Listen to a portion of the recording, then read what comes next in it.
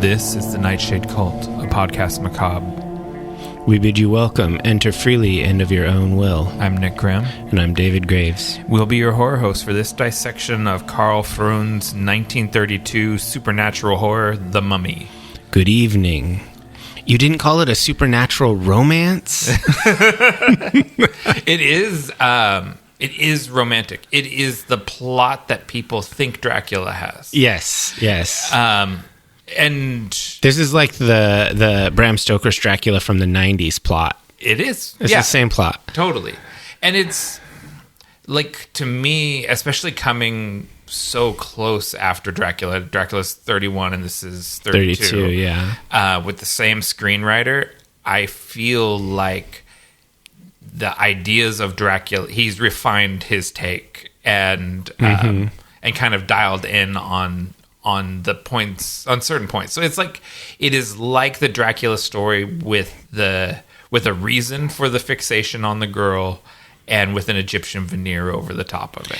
Yeah, it's interesting because Dracula and Frankenstein predated this, but those were both based on novels. Yeah, or based on plays that were based on novels. Yeah, but this was based on the opening of Tutankhamun's tomb in 1922, and it was, like you say, I think the screenwriter was perfecting the craft. He's like, this worked in Dracula, this worked in Frankenstein. We've got this whole occult mojo coming. Yeah. You know, you're not that far from the 1800s when occultism was at an all-time high. Right. And boom, you're opening the tomb. And so he learned his lessons and decided to make, I would say, a superior script. Yeah. It feels much more, in 1 year's time, markedly more cinematic. You know what I mean? And less like a play being filmed and more like an actual movie. Yeah, it's crazy because Dracula 31 it really feels like just it's a barely evolved silent film. Yeah. And this is like a fully formed talkie. Yes, it is. It has a score or the semblance of a score. It's not really a full score, but it has music. It's got throughout. like 20 minutes of music. Less. More like 10 and more like 5 original music. Yeah, a lot of rehash. Yeah. But yeah, it's just crazy. With 2 movies under their belt, they come into this one and much more of a clear identity, I think. Yeah, and how do you say his name? Freund. That's how I've been saying it. Freund. All right, Freund. He was a cinematographer. Beforehand, and that shows. Yeah. And he knows what to do with the camera. Yeah, he doesn't have a lot of the. I don't know. It's really nice. The camera work is really nice, but it doesn't seem to have that sort of like. Artsy fartsy sort of pretension that I think a lot of veteran directors bring to the table. This was not a veteran. This was his first movie. Yeah, he's the cinematographer on Dracula, and back in Germany, he was the cinematographer on like Fritz Lang's Metropolis. Yes. So he's steeped in that aesthetic, and I think you're right. He's not as, say, artistically inclined as James Whale is as a director, but he is more inclined towards camera effects and doing interesting things with the camera and with lighting. Yeah, and it's interesting to consider. This was so he came in under budget. This was made for what would they do? This like under $200,000 barely, okay. And this was during the downfall of the Weimar Republic. Right. So this was like during that post kind of golden age of Berlin, right? Where there was so many the great expressionist movies are born, right? And then this guy kind of comes out of that scene, and he's got that kind of miserly eye, and he's really I would call him a technician, more so than an artist. And so this movie has It's interesting from just a film fan perspective. Yeah, totally. It's worth looking at if you've never seen this. I'd never seen it. I had no idea. I went into this largely blind.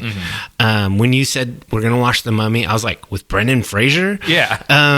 And so, yeah, this was interesting. Yeah. You mentioned he's a German expat. A lot of people in the credits and a lot of people that worked at Universal period are people who fled Germany or the Austro-Hungarian Empire for Hollywood because they saw the writing on the wall, basically. Oh, and absolutely. Were like, opportunity abounds in California, and things are heading downhill over here in Europe.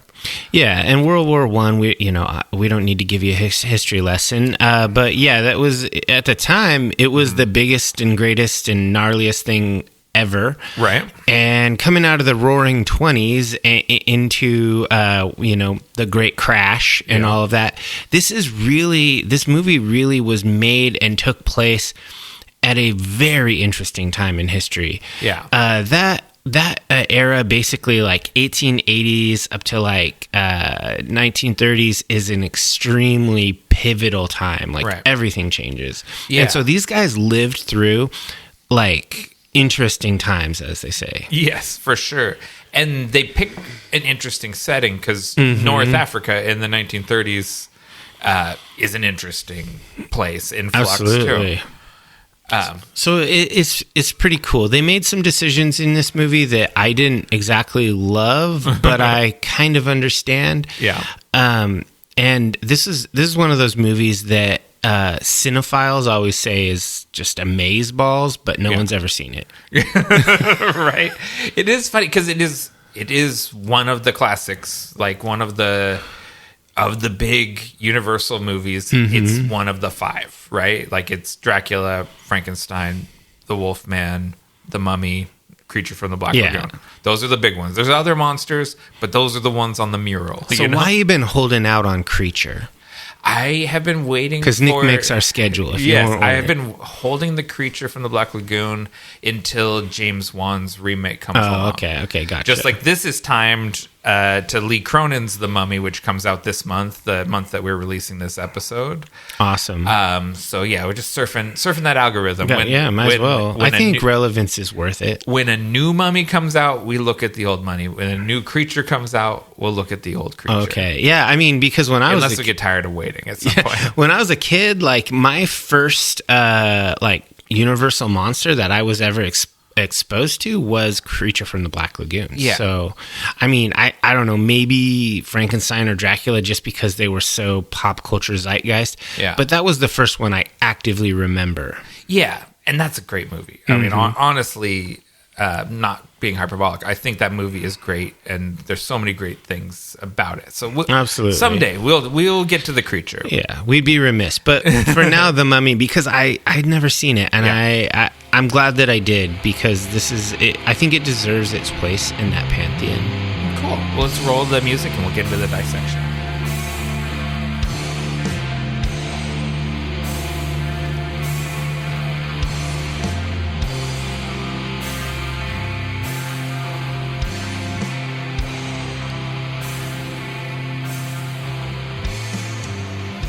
When an ancient mummy is accidentally revived by English archaeologists, said mummy attempts to use sorcery to be reunited with his reincarnated lover. Yeah, it's really just a romance. It's like you have the intern who's like, oops, I read the magic spell. He's cannot keep his hands off the tomb or whatever, the Scroll of Thoth. The Scroll of Thoth is inside of like a little mini sarcophagus. I'm trying to think what the word for that kind of chest. A coffer, I think? Yeah, it's inside a coffer. And while the two senior archaeologists are discussing whether or not we should open this cursed relic, he's like, fuck it, let's do it. No gloves. He just full YOLO. Yeah, he wipes his hands on his shirt and he's like, let's get into this. Finger oils be damned, the scroll will fall apart. Yeah. That was early 1900s archaeology. It was more tomb raiding than anything. And this guy really played it up. Yeah. He did it right. And that's, what did you think? Because that is the only time we see Karloff as the mummy is in that opening scene. And the rest of the time, he's just a wrinkly guy in a fez. Yeah, he's just Ardath Bey. Yeah. honestly, like, not to bury my what didn't work for you. It's like and what did work for you. That mummy is so cool. Like the makeup, it's so amazing. Right. And Ardeth Bay was so lame. Oh, and I'm just like, come on, bro, give me mummy. Like, I don't want bro and Fez. This is dumb. I wanna see some fucking horrible sorcery shit from this mummy because it looks so good. When you're watching this, you know, the early part, you see Karloff, you recognize his face. He's so iconic. The profile and with his like high cheekbones and everything, and you're like, oh yeah, this is so excellent. Look at this. And then he starts moving, and you see like the dust cracking off of him. And he's like pulling away from the bandage, and I was just so stoked in that moment. I was like, this is amazing. And then like, okay, shit happens, and then it comes back, and he's like, I am Ardeth Bay. And I'm like, what? just a tall guy in a man dress with a fez. And it was like they put like Elmer's glue on his face so it would dry and make it look wrinkly. It's a little more complicated than that, but when we were in grade school, we did the same thing. The way it actually, we'll talk more about that in the visuals, but it's more. We'll get into the makeup because it is interesting how they do it. But you get very little mummy action and a lot of Ardeth Bay. And I think that always bummed me out too as a kid. Like this was never one of my favorites because there's no mummy in it. The subsequent like 5 mummy movies that follow this one have way more mummy in them. And is it like the same group, same crew, same everybody doing those movies, or do they switch it all up? It's never Karloff again in the makeup. And I think it's we'll have to look that up. It is Lon Chaney Jr. one time. And then there's another guy that plays the mummy 4 times, I think, in across the Universal movies. But eventually he stops. They keep him more mummied across the other movies. I think they probably got complaints. They're like, this movie's called The Mummy, not the old guy in a fez. Dude, this has the same problem that, and this is what I mean by decisions. This isn't about the visuals. This is about a writing and production decision. It's just like The Bride of Frankenstein that barely freaking features the bride. Come on. That's the Universal out of... If you think of it like that, like 3 movies into like the proper run of Universal monster movies, 2 out of 3 of them kind of fudge it or whatever with the. They're trying to cheap out on it or something. No, I think. I mean, I think there's reasons for it. I'm sure Karloff felt like he could do more, acting wise this way. But I don't know. I mean, I'd almost. If I was redoing it myself, it'd be more of a Mum Ra situation. Yes. Where he is the mummy and he has to expend magic to appear to be a normal human. That sort of thing. That would be cool. Like, I mean, this is really a disguised Dracula remake. And Dracula, you gloriously get the count all the time. Yes. And I don't know why, because this is a superior overall script concept to Dracula. I mean, Coppola redid this and stole this and did it really Incorporated it into Dracula. Yeah, and it's awesome. I actually really like this as the mythology, the chasing his beloved across time and all of that. I think it's cool. But why is this really... It's a monster movie prologue with a weird stalker museum movie, like supernatural stalker movie. It's really weird. So we keep talking about that script. So the screenplay is by John L. Balderston. After Frankenstein, Carl Laemmle Jr., who is the producer of all these monster movies, he basically put the word out. He's like, find another horror book like Dracula and Frankenstein, and we'll make another gothic horror movie. Heck yeah. And so the original screenplay that they commissioned was written by Nina Wilcox Putnam and Richard Scher, and it was called Cagliostro, and it was based on that historical Alessandro Cagliostro, who was like a charlatan that was pretending to be 1,000 years old or something like that. I didn't go deep into Cagliostro lore. Yeah. But they wrote a screenplay called Cagliostro. They were going to... Karloff was set to star as Cagliostro in it. Universal bought it, and then they gave it to John Balderston to do a brush-up on, and he incorporated all the mummy stuff. The Egyptian... Because there's, like you said, there's an Egyptian craze basically going on all through this decade. It's being referenced in architecture and art and fashion and everything, makeup and everything like that. So he puts that Egyptian veneer over elements from the Cagliostro script. He borrows a little bit for a Sir Arthur Conan Doyle short story called The Ring of Thoth, and just sort of smushes this together into this screenplay. Yeah, it's interesting how he did that, and I guess he had changed the title to Imhotep. Yeah, like that's gonna fly as a title in the 30s. Yeah, I mean, the Mummy is more evocative. Yeah, I think it's funny because that name, because there's this movie, and then the Brendan Fraser movies use that name again. Yeah. And like the Mummy ride at Universal Studios, like I swear that's like one of the like voiceover you hear, because it's like every time I hear that name, I think of it sort of like chanted at a low level. Yeah. And I think it must be from the ride at Universal Studios. The name became iconic afterwards, but it wouldn't have meant anything before. Well,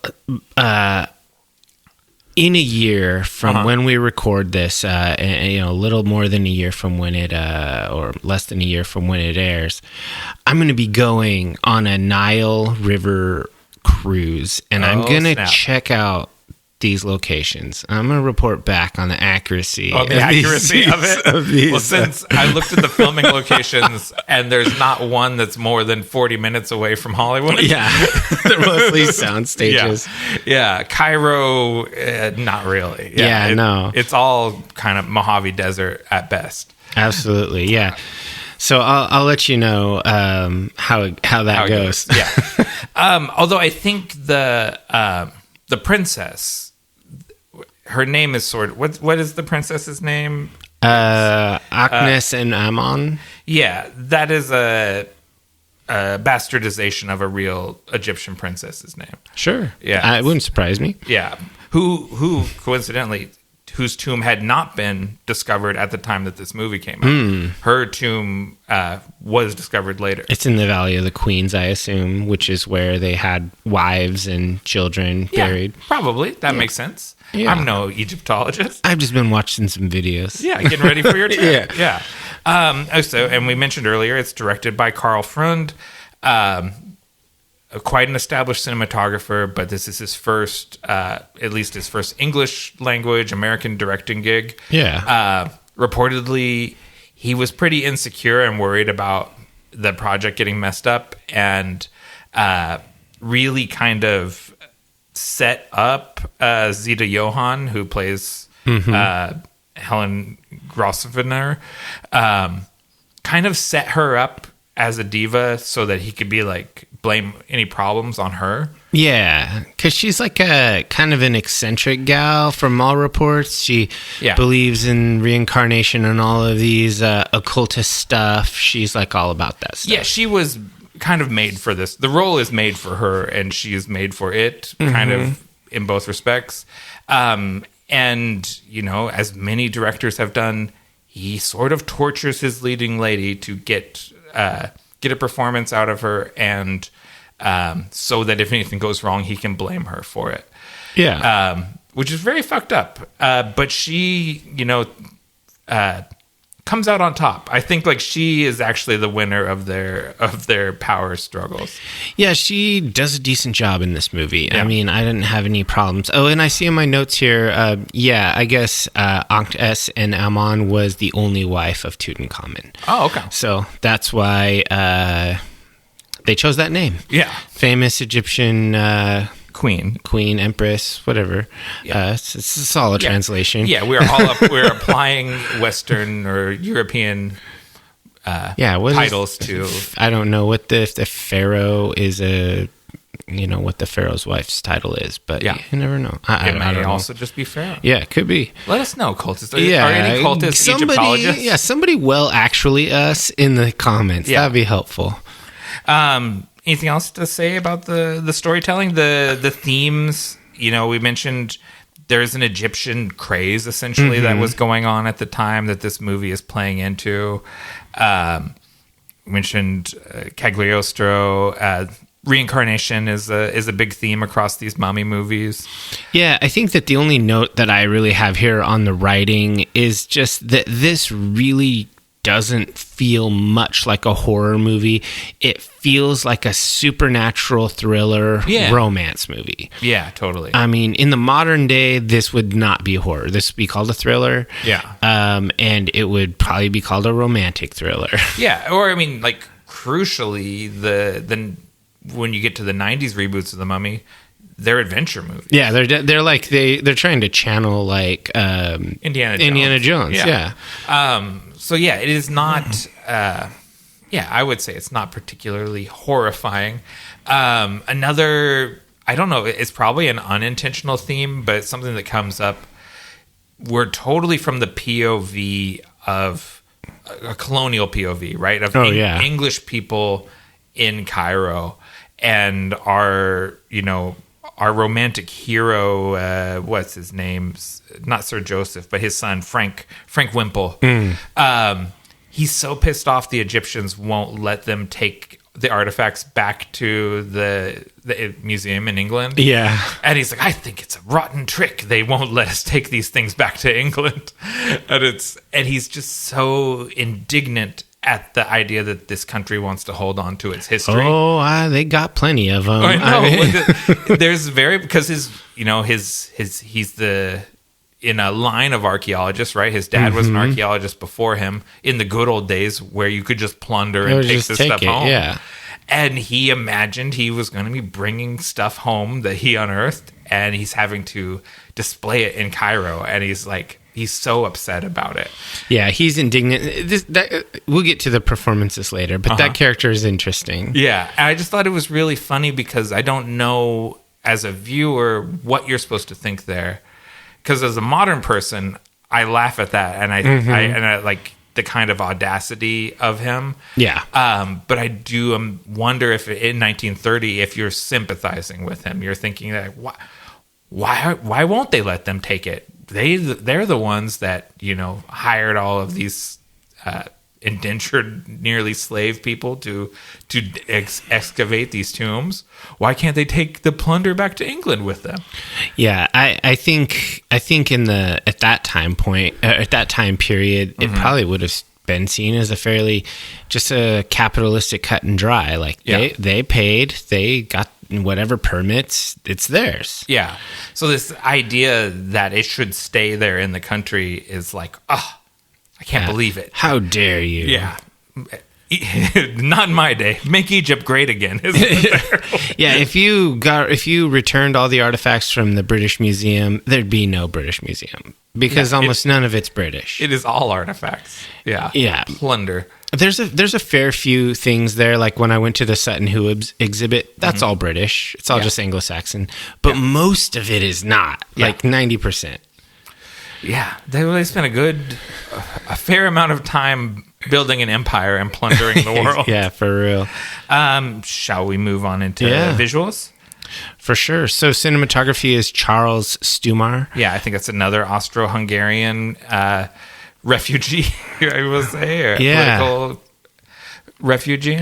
And it must have been hell for him having a cinematographer as your director. Oh, yeah. Because you get no say. Someone that knows everything about cameras and lenses and focal length and light and everything. He's just telling you what to do. Yeah. It'd be like being a cinematographer on Reservoir Dogs. Yeah. Just like, what's the point, dude? He's just going to tell you what to do. Yeah.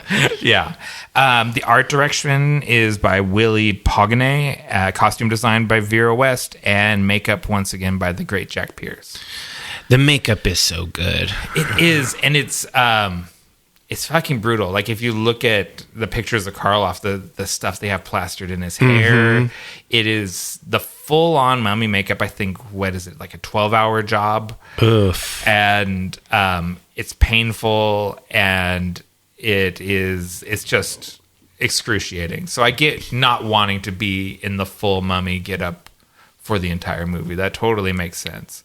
The skin, as it was described by Rick Baker, how it was done, they stretched the skin, lay thin layers of cotton over the stretched skin, apply like the adhesive to it, and then release the skin, and it leaves all those wrinkles behind.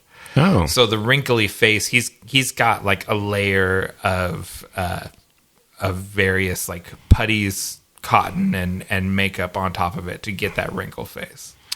Wow. It was ugly. And it looks uncomfortable. Like it looks like you would never feel moist again after wearing that. Yeah. He's just like got alligator skin. It's so bad. Yeah, this is a really interesting looking movie because there's definitely the like strong German expressionist lighting going on. The extreme camera angles. They're doing the moving the camera, doing stylistic shots. It's really well shot. Like this is expertly done.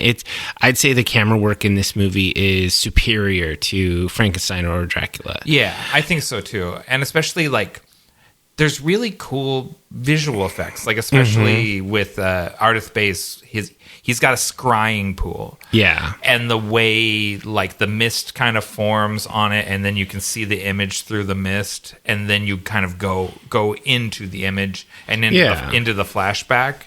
Like you said, you can tell it's directed by a guy that knows what the camera can do. And low key, the flashbacks looked really cool. Like they were cooler than the museum pieces. Yes, the flashbacks look cool, and I think the real close up of Karloff's face when they light his eyes. Oh yeah, when he's looking sinister. It is. It's a real similar technique to what they did in Dracula. Yes, but it is refined because it's just the eyes now that are lighting, as opposed to like Dracula kind of had a bar of light. Yes, it was definitely a flat line. Where this is like just his eyes are lit up, and so it's probably 2 mirrors instead of 1. I don't know exactly how they're achieving it. Yeah, the note that I got striking. When I was reading up on this was basically that they focus 2 baby spotlights, one on each eye, and then they were dimming the rest of the lights around him. Okay. So it really was just he had to stand in the perfect spot. Yeah. So that the lights would be there, and then they did doing it live. So yeah, skill. So yeah, props to Charles Stumar there because it's a really cool effect. And everything is invented in these sort of old movies. Any sort of effect is the first time you've done this. Yeah, because they're just problem solving. They're like, how can we make his eyes look really creepy, but not like a bar like Dracula? Yeah, yeah. Because then it looked like we were just shining a bar across his eyes. I want to make it look like his eyes are glowing. Yeah, yeah. And so very cool effects. And I did have to look up. This is credits to the art director. I had to look up if they had filmed anything overseas at all, because I think they do kind of a good job giving that sense of North African architecture, like colonial architecture. It does not feel like like when we watched Invasion of the Body Snatchers a few episodes ago. that looks like you're in the suburbs around LA. Yeah, like absolutely. It looks like Burbank, and you never think it's anywhere other than on the other side of the Hollywood Hills. This one, I'm like, where is this? What is this city they're showing me? That doesn't look like LA. I believe this is a North African city. Yeah, and I mean, everything looks different, like almost 100 years ago, and it's just, they do a pretty good job, even in the flashback scenes. Like, you don't think that's just a soundstage. They seem like they're out in the desert, or seem like they're in Egypt. And they certainly had to dig a big hole or whatever just to shoot that stuff where they're carrying the sarcophagus down. Mm-hmm. I mean, I guess you rent a rock quarry or something and smooth out a ramp, or I don't know how you do it, but it is well designed, and it gives you a real sense of place. Yeah, it was really well done. I think that some of the things that I didn't like about this, the visuals, was just like, I didn't like the Ardeth Bay costume. Yeah. I thought that looked pretty, I don't know, it looked beat. It's unimpressive. It's just a dude in a dress with a fez. It's like, bruh. I bought the Ardeth Bay action figure recently, right? Because I've been collecting the Universal monster figures, and I was like thinking, because I'm gonna open some figures and keep other ones in boxes. I'm gonna hold out for the mummy and the bandages, and use that as my display piece, and leave Ardeth Bay in the box. Yeah, I think that's the decision I came to. Because it's just not like, you were like, who's this old guy in a dress? Like that's what you think when you look at him. Yeah, it's just not interesting to me. The Ardeth Bay stuff is just, I don't know. It's just kind of weird and creepy. It's not scary or cool. Okay. Did you notice in the credits there's a Saxon warrior in the credits? No, I didn't. Okay. That's a holdover. There's more flashback sequences than we saw. Oh. So there's, because the princess has been reincarnated several times throughout the and we didn't get to see that? And they filmed it. They filmed a scene with her being sacrificed to lions. Oh. And Ardeth Bay is there every time? I know, because he's been he's been mummified. He's been mummified and cursed until he's released from his sarcophagus. But she has been being reincarnated again and again through time. She's looking around. Is Imhotep here yet? Yeah. Because she told a story in an interview with the scene with the lions. The director was in a cage and the cinematographer were both in cages, and then the lions were just out, and she was supposed to go and walk in among the lions in this arena, and she is basically so exhausted from getting jerked around all throughout the production of this movie. She's just like, fuck it, and just walked out there among the lions and basically showed no fear, and they just didn't do anything. They just didn't care. They just didn't care. That's awesome. But all that stuff, the stuff with her, I guess Saxon warrior would say in sort of medieval England or whatever, all of that stuff is cut for some reason. And it's lost footage. It's not, it doesn't exist anymore. And that's lame, because the movie wasn't like over long. It could have had a couple more cool spots. It could have trimmed some other things. It's only 74 minutes. Yeah. So it feels short even for an old movie.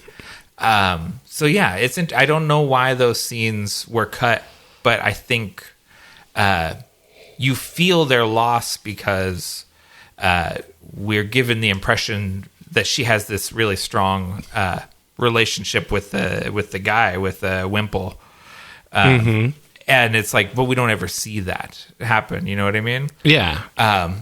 So I imagine she has been summoned to Ardeth Bay more than once, but we only see it happen one time. Yeah, that's rough. Yeah. Audio? Yeah, I mean, James Dietrich was uncredited, who wrote a bunch of music, and then they chopped it up and mostly used stock canned music. Essentially, yeah. I feel like he's got about 5.5 minutes of original music. And then there's, pre-recorded stock music that is just being used in Universal movies at the period. They used that piece from Swan Lake at the beginning, the same one they opened Dracula with. Yes. But yeah, not a ton of Dietrich music. His music is not overly memorable. I listened to that sort of 10 or so minutes of music that are in the movie a few times on the drive over here. And the only thing that's stuck in my head is the Swan Lake piece, the Tchaikovsky motif from the beginning of the movie. Everything else is in one ear and out the other. Like, I just can't hold on to it. Yeah, I was reading about this, and I guess Dietrich wrote about 20 minutes worth of music, but it mostly got thrown away because Freund didn't like it. Oh. Just thought it was bad. Interesting. Yeah, I wouldn't say bad, but I'm very diplomatic. Yeah. Well, it was unmemorable. So if the music that is in the movie is representative of what the whole score that he wrote was, I could say, yeah, it's just not. It's not very memorable. They need to get some of them guys that were writing that stuff for the Nosferatu silent film. Oh, some good music in there. Yeah. But we assume. We assume. The rewritten kind of stuff. The rewritten version of it, yeah.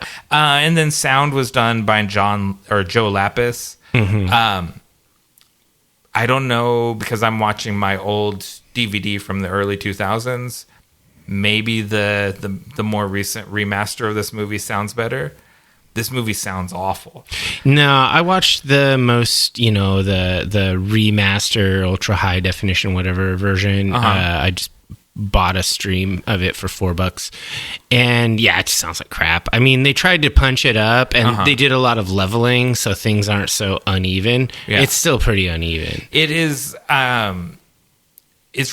It's remarkably bad sound, like even compared to Frankenstein and Dracula, because we watched Frankenstein and Bride recently, and they sound much better than this movie. Not as good as The Bride, though. Not as good as The Bride. Yeah, that one sounded pretty good, but that's in the 80s. Yeah, and it's one of these movies that after you watch it and then you put on something else.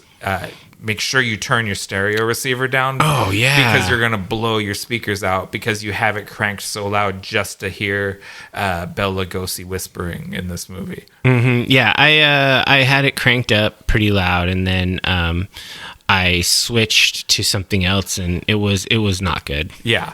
It's bad mixing, bad recording, and even bad for the time period, in my opinion. Yeah, I wasn't impressed with the sound in any way. Yeah. Let's hit it. Hit it. Casting, performances. First up, Boris Karloff as Imhotep and Ardeth Bey. Yeah, so I mean, he made his reputation with Frankenstein, and he was in some other things like Old Dark House. Yeah. But this was actually his first headlining starring role, where his name was on the marquee. Karloff the Uncanny. Yeah, and I think it's so cool when you have like a nickname like that. That's cool. He is uncanny. He is. He's got presence. He's Anglo-Indian, right? He's not. It gives him a sort of ethnic ambiguity that lets him get away with playing an Egyptian guy. But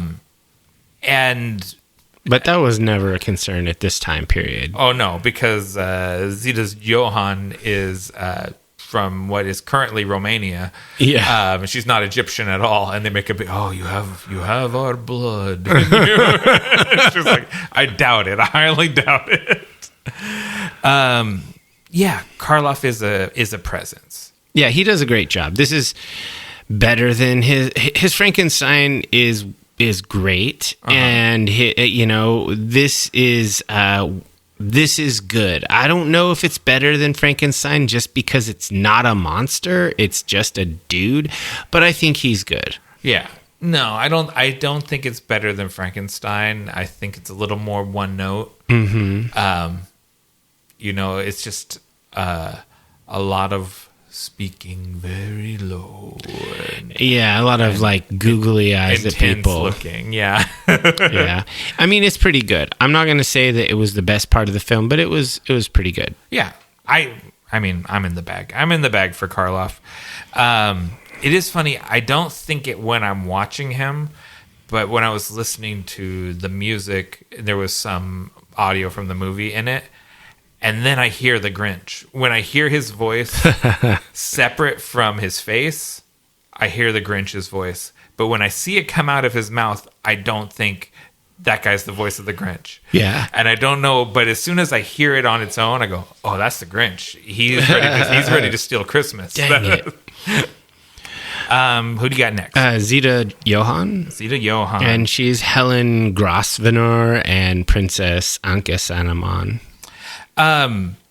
She is a striking looking woman. Very kind of feline features. Yeah, her eyes are kind of far apart, and she has really interesting features. I would say she's not a traditional beauty of the era that you would expect. But she does have a presence when she's on stage, because she is a stage actress. She was really known for that, and very successful. So I think it was interesting how she was able to kind of transition and still kind of own scenes. Yeah, and you can tell this is pre-code. Oh yeah, because like her costumes are barely hanging on. They're like, she's very petite, right? She's not a curvy gal. She's very, very slender. And so they're just sort of just hanging on, covering the stuff we can't show even pre-code. Yeah. But it's always right on the edge. And I was just like, geez, they're getting away with a lot. And it's very like her and I keep forgetting what's Joseph Wimple. Mm-hmm. They're fully like reclined on the couch making out. Oh yeah, and talking about making love and stuff, and I'm like, geez, like in the 30s, if anything goes in these movies. Yeah, it's interesting you mentioned it's pre-code because it's also pre-unionization of Hollywood. So interesting. The director notably worked them like dogs. Yeah. Like past midnight almost every night, long days, and just tireless, grueling days for everybody. Karloff, Johann, everybody. Yeah. And just unapologetic about it, and that would not fly in the modern day. No, I get. She called him a 300-pound monster. Yeah, he's very short and very heavy. When you see pictures of him, not that we don't condone the body shaming, but it did seem like he was a fucking monster, especially to her. So, I get it. Yeah, he bullied the hell out of her. So, yeah. And like they said, that scene with the lions, like the person she was talking to, she said she was just totally at the end of her rope, basically. Yeah. It was like, so I just go out there amongst these deadly animals and I have no protection. There's no one out there to keep me safe. And it's like, fuck it. She was, you only get to fuck it after you've been run ragged like that. Yeah. And they didn't even use the shot. And they didn't even use it in the movie. Yeah. So lame. Yeah. And up next, we've got David Manners as Frank Wimple. Sure. Yeah, the old man. Yeah. Or no. Sir Joseph is the old man. I messed that up. And Frank is the young man, our romantic lead. Yes. Oh, okay. So we've got David Manners as Frank Wimple, the young man. Yeah. Ah, man, this guy is made of cardboard. He's literally a good-looking cutout. He is. He's not a sympathetic character to me, really. Not at all. In the slightest. And he like meets a lady, he picks her up, brings her home, and immediately starts like leching on her. Yeah. He's a dirtbag. I think we're told this rather than shown it, right? but he is supernaturally drawn to her because she's the princess. Because she's the princess, and he says that when he excavated the tomb, he fell in love with her as the mummy. Yeah, yeah. And so when he meets her, it's so they're setting him up as this parallel to Ardith Bay. Right? It's like a second romance, but it never lands. It's never believable, right? Like, because their love is supposed to be the thing that kind of tethers her to the material world or whatever, so she can't be taken away. And you're never quite sure why we're supposed to believe that they're in love with each other, other than him and saying it to her. You know, I just love you so much. And it's like, but I don't ever feel that. Yeah, it was not a... It was not an inspired performance. I did not enjoy that character. No. He is a good-looking guy, though. Yeah, he's just a handsome guy that they wanted to be a love interest. Blonde man. Mm-hmm. Bland man. And then Arthur Byron played Sir Joseph Wimple, his father. Yeah, and he was the one that was preventing them from taking the artifacts, right? Or was that Dr. Sid Muller? Yeah, that was the other old guy. Yeah, Dr. Sid was the one advising against opening the coffin. Ah, yes. And getting because he's the Van Helsing, right? If they had been aware that they were going to tie all these movies together and make a shared universe, because Edward Van Sloan appears over and over again playing essentially the same character. Yes. He is Van Helsing in this movie, he's Van Helsing in Dracula, and he's Van Helsing in Frankenstein.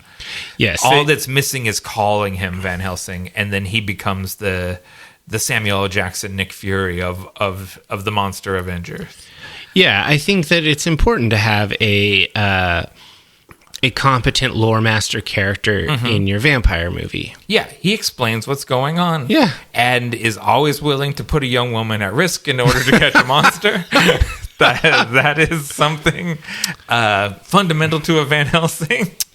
Yeah, well... You know, I am descended from Van Helsings. Oh, are you? Yeah. Oh, man, that's really cool. Yeah, I was when I found that name, it's Van Helsinga with the A at the end. Oh, okay. But when I found that name going through my genealogy, I was like, oh, snap. Look at this. I've got a whole... That's why you've always been... I'm like Guillermo in What We Do in the Shadows. Exactly. I've got Van Helsing blood. You could just throw stakes and that just... Yeah, that explains it. Even though I'm chubby, I also I'm capable of great feats of athleticism when there's vampires around. Yeah, I love it. That's good. So yeah, I like the two old men quite a bit. Yeah, they actually have a cool dynamic, and the dialogue is good. It seems like these two guys are like very experienced actors. They're doing a good job playing off each other. There's like it's believable that they're colleagues. Yeah, and one it's like a Mulder and Scully. Mm-hmm. One of them is into the esoteric, and the other one is strictly business. Yeah, but they respect each other. Yes, and the movie suffers for Sir Joseph's absence after he has his Imhotep-induced heart attack. Yeah, for sure. So, I mean, we sort of talked about Muller and Edward Von Sloan. Yeah. So we got Bromwell Fletcher, who is Ralph Norton. Yeah, the Renfield of the piece. Yeah, it's a good little role. He doesn't stick around. He dies from crazy. Yeah. and dies off camera. Yeah. The oops, I did it again. Yeah. And then after that, I've got Noble Johnson as the Nubian. Yeah. Doesn't even get a name. Yeah.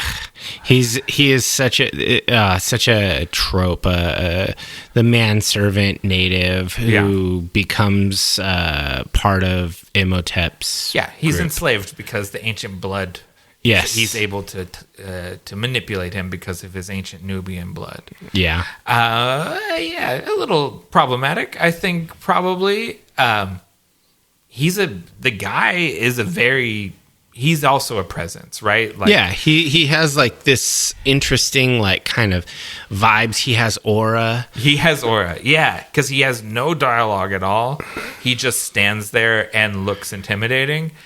but it's effective. Yeah, he is intimidating. He can stand behind the mummy and look like the mummy's muscle, and it works. But he is underserved by the film. Yeah.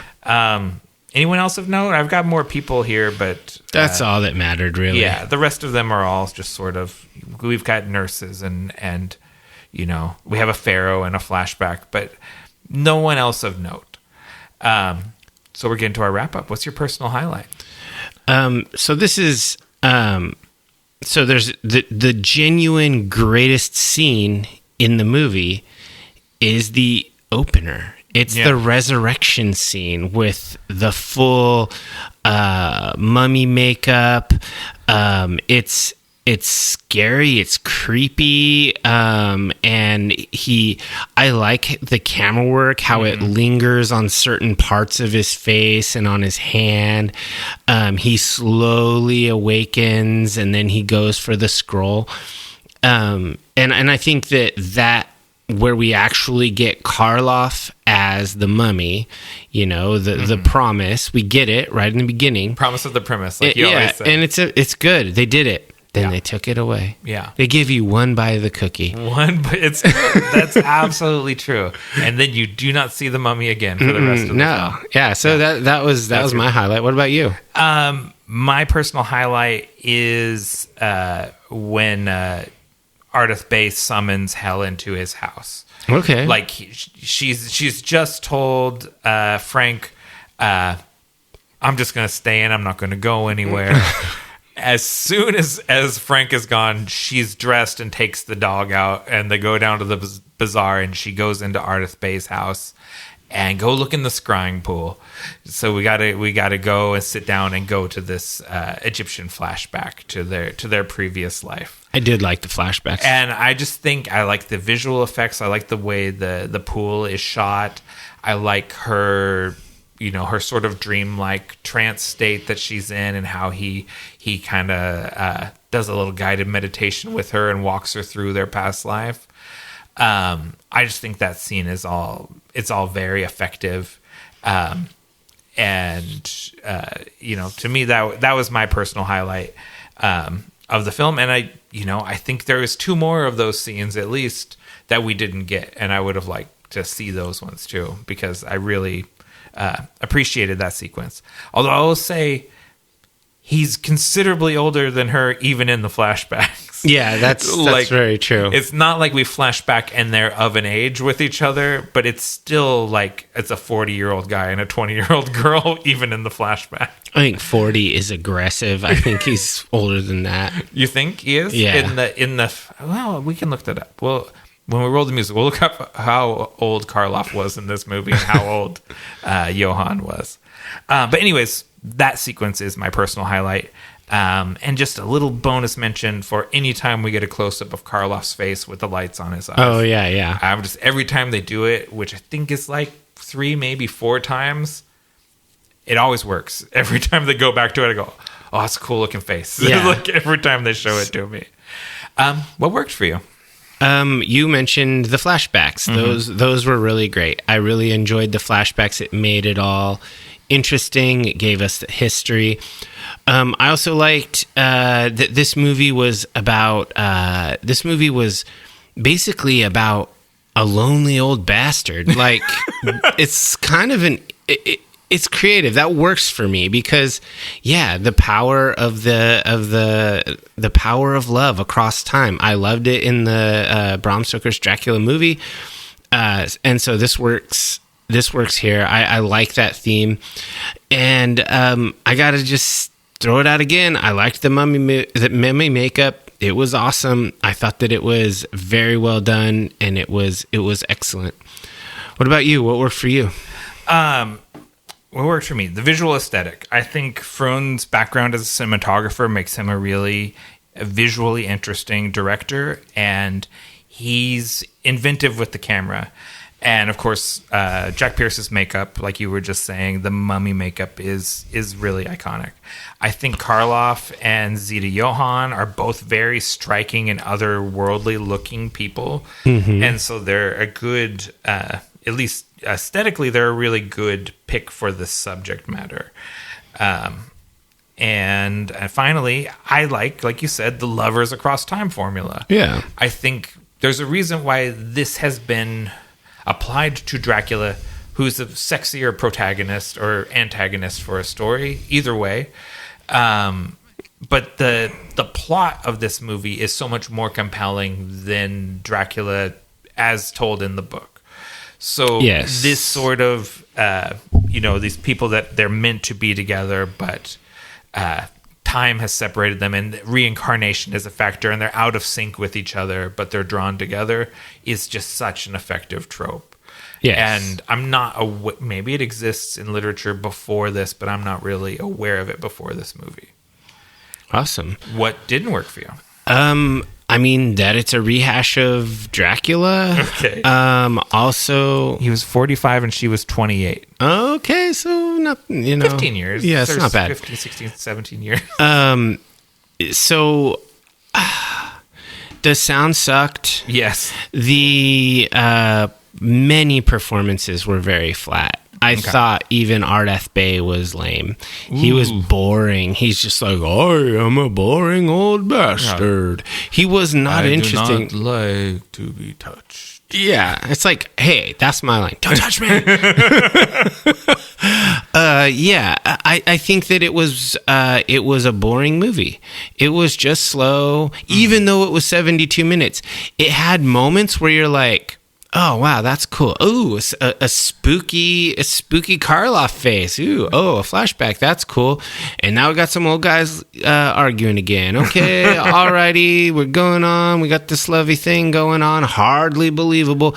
The guy, Imhotep himself, is not likable. He's not likable at all. He's a weirdo and a bad guy. You never root for him the way you do the Gary Oldman Dracula, or even fucking Count Orlok.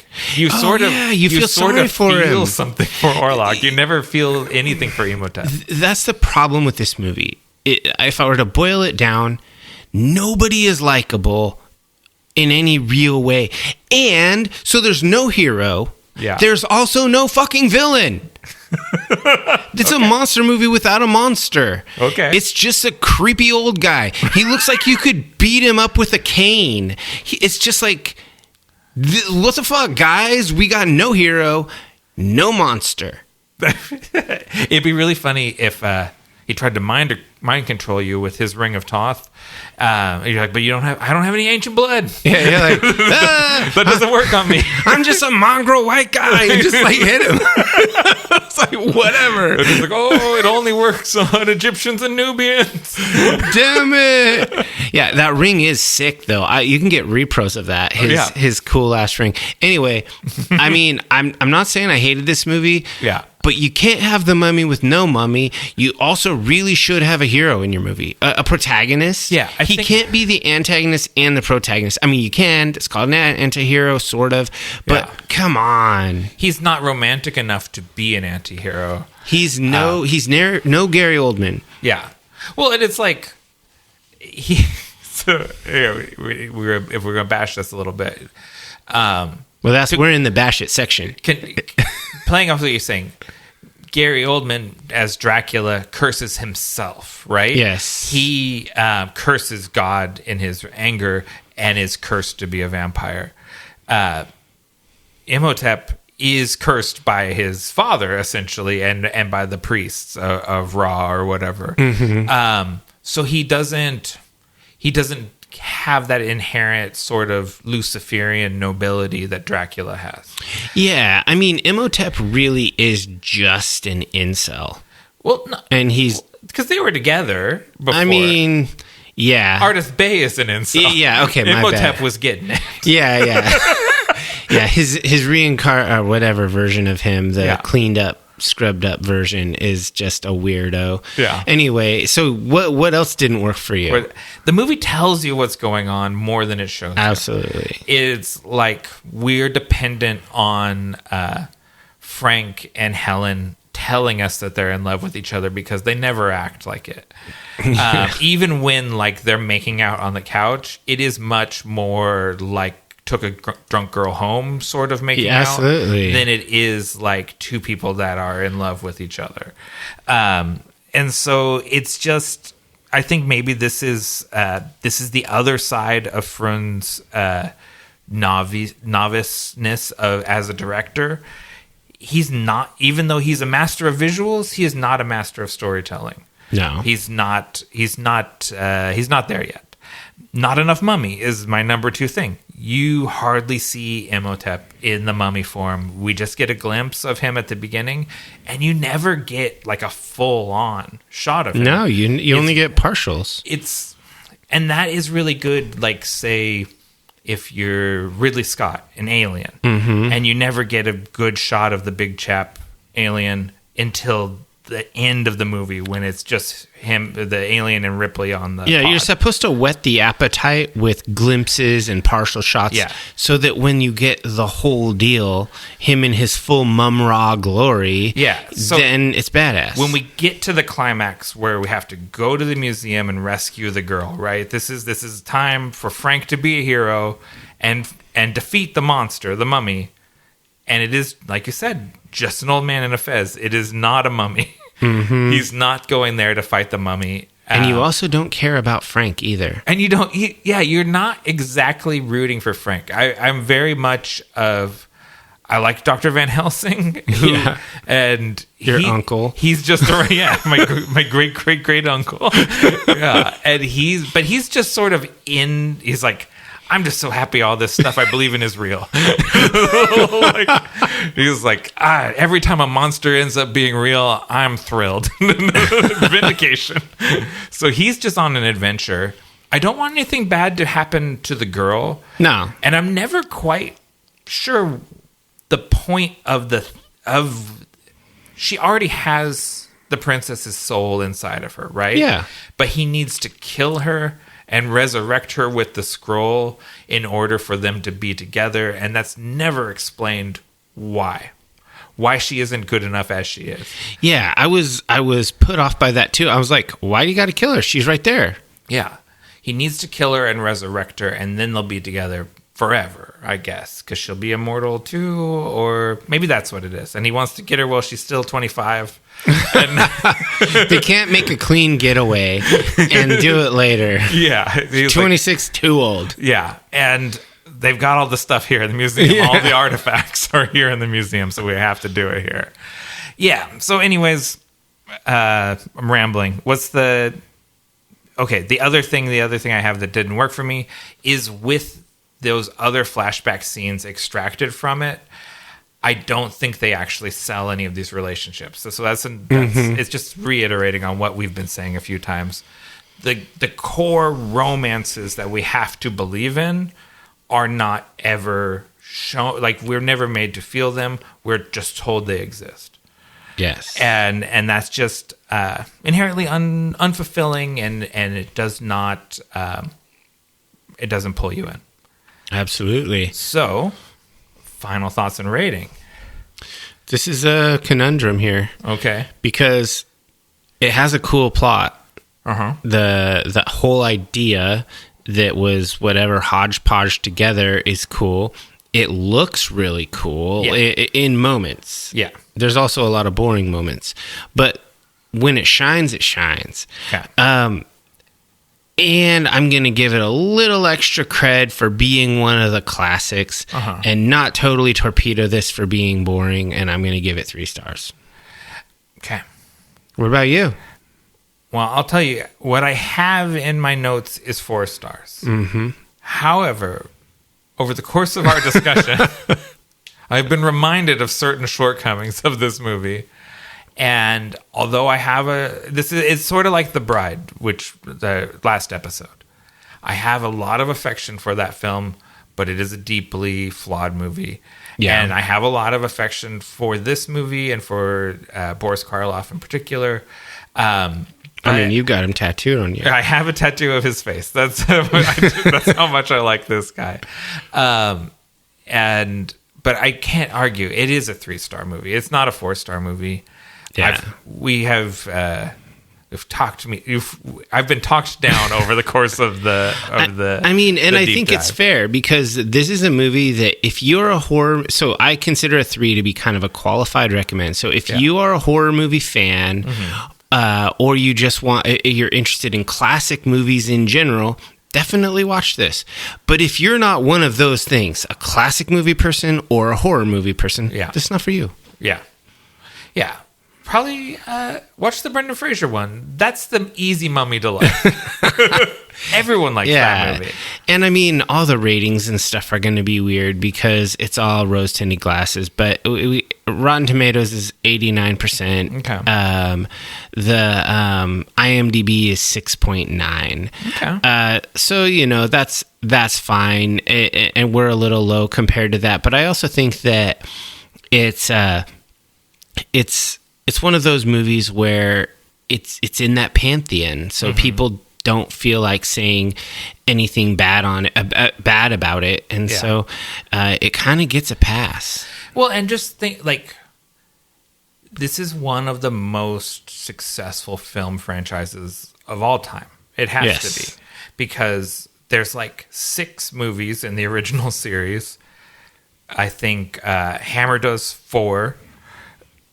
In the 90s, they reboot it, and there is 3 movies in that series with another one on the way in 2 years, a sequel with bringing back Brendan Fraser and Rachel Weisz. Yeah. Those 3 movies spun off a Scorpion King franchise that was 4 movies long. Oh my word, 4 movies. Then there was the Mummy, the Dark Universe Mummy with Tom Cruise. That was not bad. Not good. Not good. The Mummy herself was good. Sophia Botella was wonderful in that. But it just Tom Cruise crashed a Mission Impossible movie. He ruined it, And then Lee Cronin's Mummy coming out this month. So I wasn't keeping track. But that's decades of mummies this movie has spawned. Absolutely. So, yeah. But...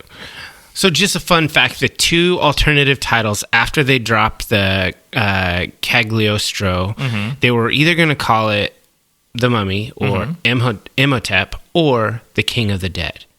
King of the Dead's strong. That's stronger. That's a really strong title, but it doesn't tell you it doesn't give you that Egyptian this is vibes. An Egyptian joint. Yeah, I think Mummy was the right call, but I like The King of the Dead. Yeah, it could be The Mummy : The King of the Dead. Yeah.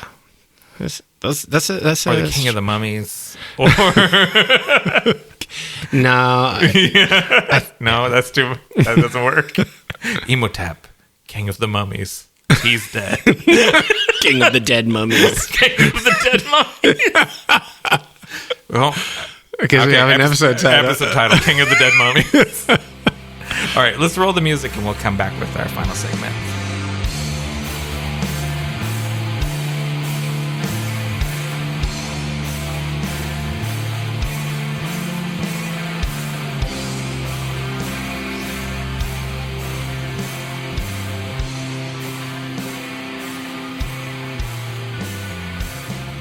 Before we delve into the Vault of Darkness, we ask that all initiates of the cult follow us on your favorite social media platforms at Nightshade Cult. If you've enjoyed this content, help us grow the cult by sharing it with like-minded people and leave us a review wherever you listen. Did you have any dark tidings you wanted to bring up? Yeah, I started my web serial vampire novel. So It's all out there. We'll have the link in the description, but it's a Gothic horror revenge western called Cold Iron Blood is the name of the series. The first book is called The Usurper Gambit. Okay. And I'm releasing it in a staggered release self-publishing strategy, basically. So Royal Road is a platform that's authors post serials. And so I'm releasing 2 chapters a week every Tuesday and Friday. And I've got the whole book is done. It's been done. I'm actually done with the second book. Oh, so I read it months ago, actually. And I'm working on third book, actually. And so I'm releasing these, and I'm going to continue releasing chapters and hopefully building a little bit of a following. But my ultimate goal is you will be able to buy this in ebook, paperback, hardback, and on Amazon. And then after that, I'll be putting it up on Audible. My plan is to publish the first trilogy for sure, 100%. And assuming those do okay, I have more in the tank. Okay. I have outlined 9 total books with a novella prequel. Interesting. So yeah. And so what would you say if you like, then you would like? What's your... I would say if you like Anne Rice and Red Dead Redemption. I was gonna for sure say Red Dead Redemption. Yeah, if you like Cormac McCarthy, if you're into Lonesome Dove, if you're Good pull. If you're interested in any sort of gothic horror revenge or revenge western, it's a mashup. My whole world universe is the kind of the underpinning storytelling of the air quotes magic of the world is based on Shelley-esque pseudoscience. Is Right. the whole thing. That's my touchstone. Is like, would Mary Shelley approve? Okay. And so it's funny, we were mentioning our Van Helsing character. Well, my vampire has himself a lore person master who is a woman, so he doesn't put the woman in danger, she puts the vampire in danger. And that sounds like the woke mind virus infecting oh no, Why isn't it an old man putting a young girl in danger? yeah, I know, the young man kills the old man.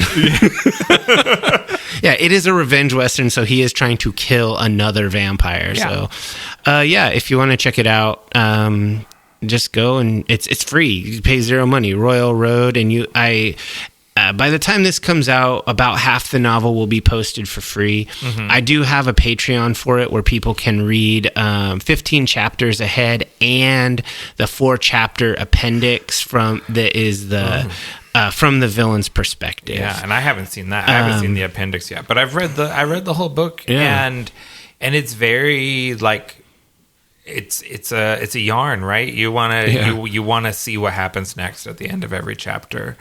And it's like you said, Red Dead would be I would also say that's a touchstone. Absolutely. Some of like the grittier takes on, like, say, the Lone Ranger, it reminded me of. It's Dracula, obviously, all those things. If any of that stuff sort of tickles your fancy, I think you'd like this book. Yeah, I'm a huge Jim Butcher fan, Dresden Files, and so it's written in first person from the protagonist perspective, sort of like the Dresden Files. And so also that brings to mind the Joe Pitt vampire series, which I've talked about previously. You've mentioned both of those series. Like, I wear my influences on my sleeve. It's like, I like what I like, and if you also like that stuff, this is my take on it. Cool. So check it out. All right, well, let's roll a dice. See? 11. 14. So you're up. Okay. So I'm going to recommend a show that we watched recently. It'll be fairly stale by the time this episode comes out because we're a couple months ahead. But I'm going to recommend Wonder Man by Dustin Daniel Cretton and what's the other? Andrew Guest on Disney Plus. It is a Marvel show, but it is a low lore Marvel show. You don't really have to have seen anything. It's not a superhero show. It's a buddy comedy. Nice. Set in a universe where there are superpowered individuals. But it's really just a buddy comedy starring Yahya. What's his full name? I always mess this up. Yahya Abdul Mateen II and Sir Ben Kingsley as Simon Williams and Trevor Slattery, who, if you remember, this is the one bit of lore that kind of really matters, is that Trevor Slattery was portraying the Mandarin, who was an international terrorist. Oh, and he was like pretending to be the Mandarin. He is an actor from Liverpool. So he's playing the same guy? He's playing Trevor Slattery, who is returning to the United States after time away. You don't have to have seen any of his subsequent appearances, but they would probably be enriching to this story. But they're not necessary. All you have to know is this guy portrayed a terrorist in the past and went to jail and now he is attempting to restart his acting career in America. And he kind of becomes a sort of artful dodger kind of mentor figure to Simon Williams, who is also an aspiring actor who wants to be cast in this remake of a movie from his childhood called Wonder Man. Interesting. And so it's a comedy movie. It's it's a show. It's like an 8-episode series. Total love letter to Hollywood and movie making. It's satirical, but it's not like taking Hollywood down a peg. You know what I mean? Like it's not like I've seen people compare it to The Studio on Apple, the Seth Rogen show. Yeah, I've seen that. It is not nearly so biting as that. It is much more affectionate than that is, but it does sort of laugh at sort of the silliness of the Hollywood system and everything. Yeah. But it's mostly just like a really sort of intimate character piece about these two guys. And they have just such a really fun, endearing friendship with each other. It's sort of one guy on the way up and another guy that's at the back end of his career, and they form this bond with each other. And I'm trying not to give away any plot details. It's a quick watch because they're like half-hour episodes, just like a classic TV show. And it just was a lot of fun. We kind of watched it 2 episodes a night over 4 nights, and really had a good time with it. And unlike so many things, no homework. You could just watch this and not really... You don't need anything else than what is in the show itself to appreciate it. I always appreciate that kind of thing. Yeah, it's accessible, I guess we'll say. Yeah. And it's very funny. I mean, Serpent Kingsley, Academy Award winner. Yeah. Yahya Abdul-Mateen, Emmy Award winner. 2 guys, incredible actors. Yeah. Just riffing with each other for 8 episodes. And it's very watchable. Yeah, I might have to check that out. What about you? What are you pulling out of the vault? So I was lurking around Reddit like you do. Okay. Specifically, some of the deep, dark places, where people talk about books mostly. about progression fantasy novels and the like. What do we call book Reddit? Because there's book talk is what we call people that post on TikTok about books. It's just called Reddit. It's just called Reddit. But it's pretty lively if you're interested in talking about books. There's a lot of people talking about books. And I was on this one. I was on a progressive fantasy one, and basically somebody asked like, what have you read? What do you like, and what would you recommend other people read? And I posted that I love Dresden Files. There's a new Dresden Files book out. I just talked about it last month. Did you tell Jim Butcher when you met him how much you recommend his books to people? Oh, I talked to him for a bit, and I chatted with him, and I talked to him about his son's novels, which I've read all of them, and gave him my best regards and whatnot. When I have my book printed in hardback, I'm going to send him a copy as a gift, as a thank you. But anyway, and it's great that, because Jim Butcher actually was recommending, he wasn't there, it was a secondhand recommendation, someone posted it. He said, if you like his stuff and you're looking for more like it, you should see what Jim said you should read when you've read all the Dresden Files. There's this guy named Benedict Jacka from England, and he wrote a series of books called the Alex Verus series. The first book is called Fated. And it is basically like, in a nutshell, it is like if Harry Dresden had a stuffier, eccentric English cousin. It's also urban fantasy, very much in the same vein as Dresden Files. He's not a detective. He runs kind of an occultist shop in London, in Camden Town, which is awesome if you've ever visited there, because he references a bunch of cool stuff in Camden. And he is not like a showy, badass combat mage like Dresden is. He is a diviner. He can see limited futures and outcomes, and he does lots of really cool storytelling things using this divination magic, which will allow him to do things by exploring branching possibilities that seem nearly impossible, because he knows exactly the right time and moment and thing to do for certain things. It's really fun. It's the first book is kind of a I don't know, a heist, a reluctant heist. He doesn't want to help these people steal this relic, but he's being forced into it. It has its own unique lore and social and all this stuff. But if you are interested in urban fantasy, if you've read any before, you'll just pick up on it like almost instantly. It's very accessible for anyone that's interested in this sort of genre. And so I definitely recommend checking out at least the first book, Fated, in the Alex Verus series. I think Verus, Verus. It's super fun. Like, I'm halfway through the first book. I'm gonna read more. There's 12 books in the series. It's totally like popcorn reading. It's not heavy. You don't have to get super into the magic system if you don't want to. Right. But he does do some cool explaining, and there's some fun little tricks going on if that's your jam. Benedict Jacka, you said. Yep, Benedict Jacka. Okay. And this is it's a really fun series, so give it a shot. All right, sounds good. We'd like to thank you for joining the Nightshade Cult. Until we meet again, we're wishing you unpleasant dreams.